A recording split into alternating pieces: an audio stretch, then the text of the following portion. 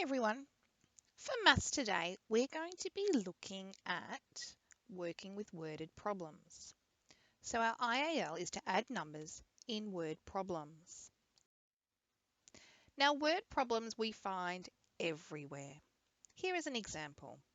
I had 4 fish in my tank and then I bought 5 more. How many fish do I have now? I need my adding machine to help me to work this out. So the first thing I do is to look for the numbers, pardon me, that are in my worded problem. Here's the first number, number 4. And there's the next number, number 5. I need to check that there are no more numbers. But what I need to do is to work out what I need to do with these numbers. Am I adding them, subtracting them? What am I doing? For these questions today, they will all be adding. And we know this because we need to read the question very carefully. So let's do that again. I had 4 fish in my tank. So that means I started with 4. And then I bought 5 more. So that means I put 5 more fish into my tank. And it's asking me, how many fish do I now have all together? So that must mean that I have to add that together to find out how many I've got. So here is what we do with our calculating machine, our adding machine. We take the number 4 and we put 4 things into our first hole in the box. And then you guessed it, we need 5 things and we need to put that into the other hole in our box. When you open the lid, that will be the total of how many fish are in the tank. But let's have a look at the equation. There were 4 fish in the tank, and then we bought 5 more.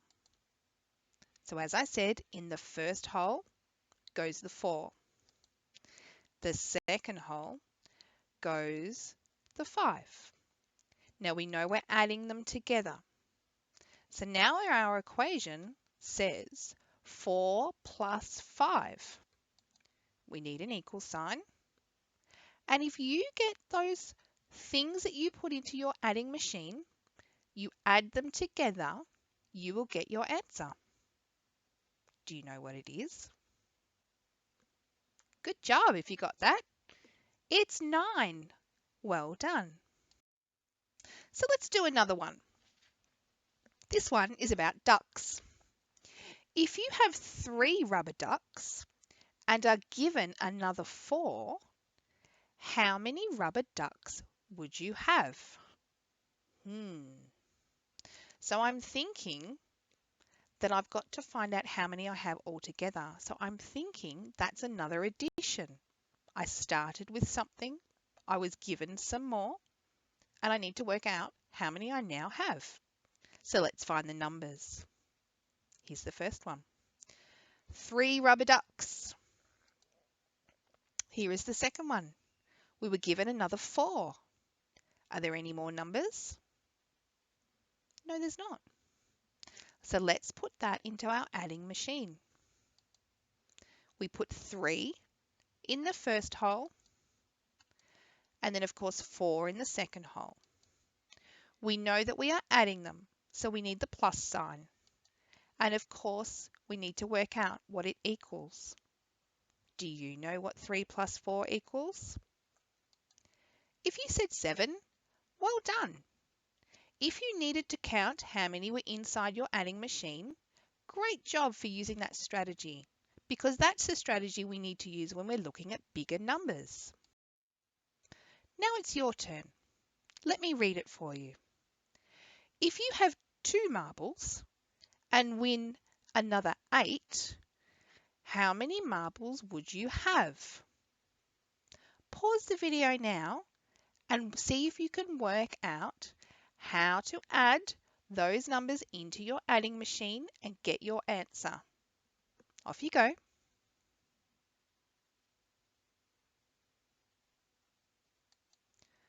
Alrighty.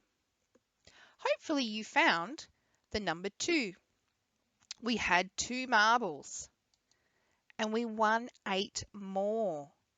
And we needed to work out how many we had all together. Hopefully you put in the first hole and in the second hole.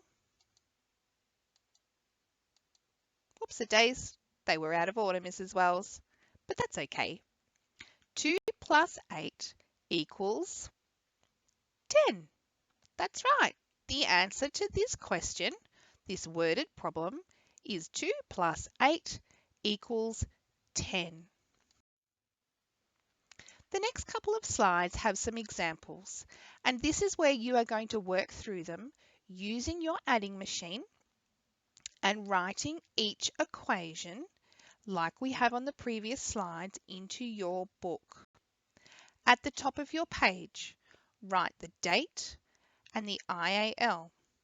I am learning to add numbers in word problems. Then you will write number 1, because it's question number 1 that you are looking at.